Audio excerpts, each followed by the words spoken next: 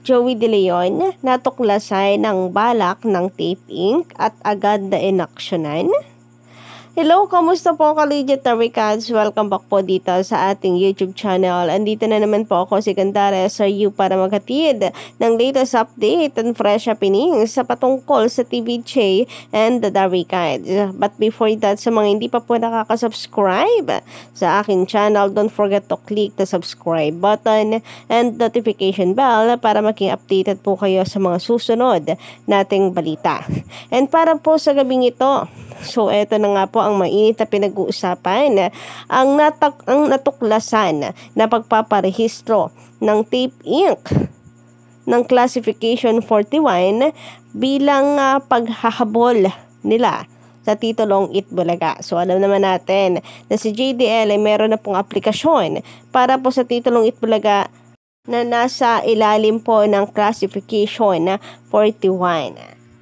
Or for entertainment. So, tama lamang po ang registration na yon para sa kanilang ginagawang entertainment sa noontime. Unlike po dito sa tahanang pinakamasaya, ay sa Tape Inc. rather ha. Sa Tape Inc., ang ipinagmamalaki po nila na registration na sila daw po ang nauna ay for merchandise lang naman. Meaning, sa pagtitinda lang, ganon. Pero hindi po for entertainment. Samantala sa kabilang dako, narito po ang latest update kay Mama Pao para po sa mga nakakamiss po sa kanya. So para po sa mga nagwo-worry tungkol kay Mama Pao, ay wag po kayong mag-alala dahil mukhang may proyekto po itong si Mama Pao na dapat pong ayusin at tapusin rather bago po siya makabalik sa Itbulaga. Pero it doesn't mean na buwag na ang jowa Pao, na nag-resign na si Paulo or hindi binibigyan ng schedule si Paulo. So wag po kayong mag-alala dahil wala naman pong ganyang balita. So sa ngayon, pansamantala nga po ang nakikita natin dito ay si Kuya Ryan na muna pansamantala ang kasama ng jowa tandem sa barangay. Anyway, sa pagpapatuloy po ng Nice Classification 41 na final ng Tape Inc. sa IPO,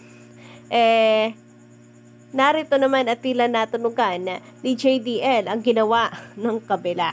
So, gusto pala nila ang Classification 41 na final ni JDL. So, si JDL ito't pinatulan po ang kanilang prep.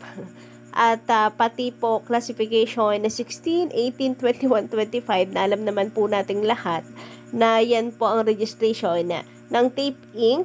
ay nagpasa na rin siya noong January 26, 2024. So magkasunudan lang po sila. January 11, ang Tape Inc. January 26, nag-file din sa Henyo Master Joey De Leon. So agawan, talaga po ito, bakbakan.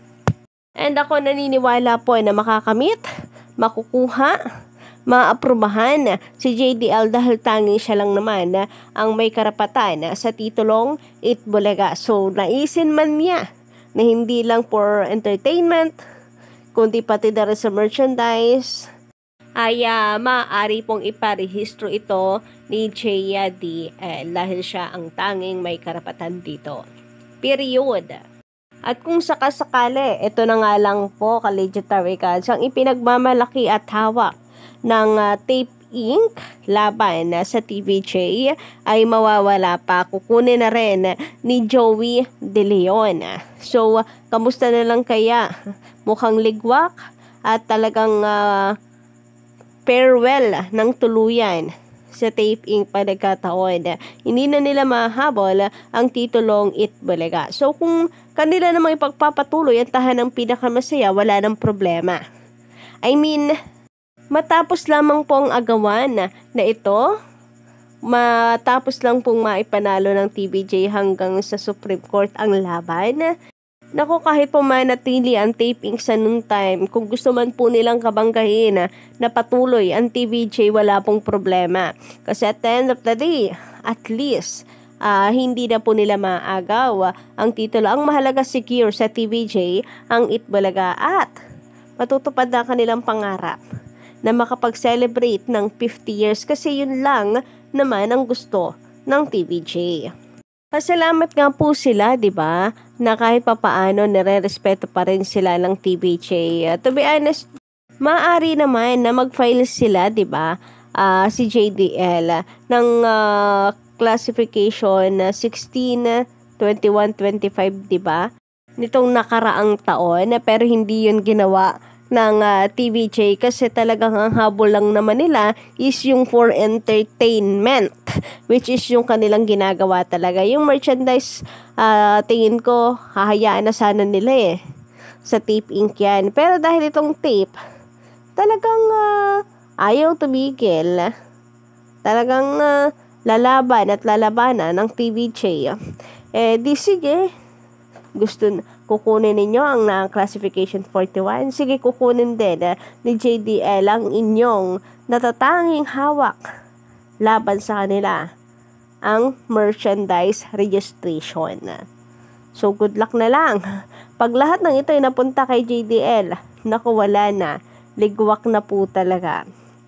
Samantala, sabi naman dito ni Sir Erwin Ilagan, magandang gabi. Hello, Ma'am Gandara. Pag may usok, may apoy.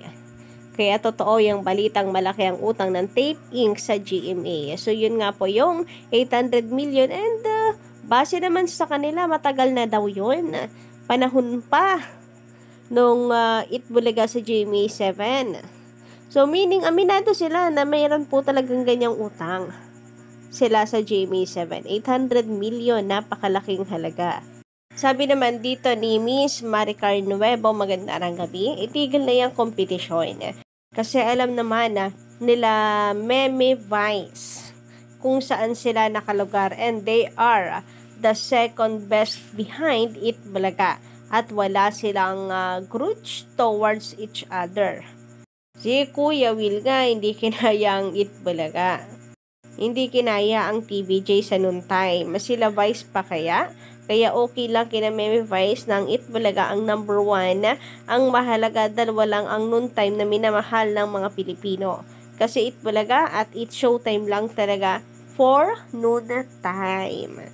So I guess single po ito sa naglalabasang ratings ngayon na kung saan ay nagpapalitan po ang Showtime at ang Itbulaga sa taas po ng rating, samantalang nananatiling consistent, nananatili naman sa pangatlo or sa baba ang tahanang pinakamasaya. Sabi naman ni Simeon Alanas, magandang gabi. Pag-isiping mabuti ng GMA ang January 2025 kung i-retain ang tahanang pinakamasaya o gumawa na lang sila ng sarili nilang noontime show. Dahil may chismis na baka lumipat ang It's Showtime sa All TV ni Villar. Nako, totoo kaya yan? Since isang taon nga lang daw po muna ang kontrata ng It's Showtime sa GTV, maybe ba trial and error kung maaari nga ba talaga ang Showtime sa GTV or sa GMA7 sa sister channel nito. Kung hindi, at least 1 year lang maaari silang lumipat agad. So, kung 1 year, hanggang July lang din po talaga yung Showtime sa GTV, tapos July din ang bali-balita na mapapalayas ang tahanang pinakamasaya sa GMA7. So, anong ibig sabihin nun? Lahat ng umuupa sa noon time ng GMA, mawawala na at gagawa na lang sila ng sarili na lang noon time. Ganun ba yun? Mukhang ganito yung lumalabas dahil sa mga chismis na kumakalat sa social media, no? Anyway, sana ganun po ang mangyari. Sana ay gumawa na nga lang ng sariling noontime show ang GMA7 para hindi na po natin nakikita pa ang tahanang pinakamasaya, ang mga nandoon na nag-trade horse sa TVJ. Well, si Yorme at saka si Paulo Contis, nakapirma naman na po sila ng kontrata sa tape. So, mawala man ang tahanang pinakamasaya, meron po silang magiging proyekto under Tape Inc. Pero at least hindi na po katapat ng Itbulaga. So sana nga 'di ba? Para kahit po papaano makausad at maka-move on na po ang mga Pilipino Kasi pag wala na sila, so, mababaon na lamang po sila sa limot. So, yun lang po guys sa ating update para sa gabing ito. Don't forget to click the subscribe button and notification bell para po sa iba pang mga balita.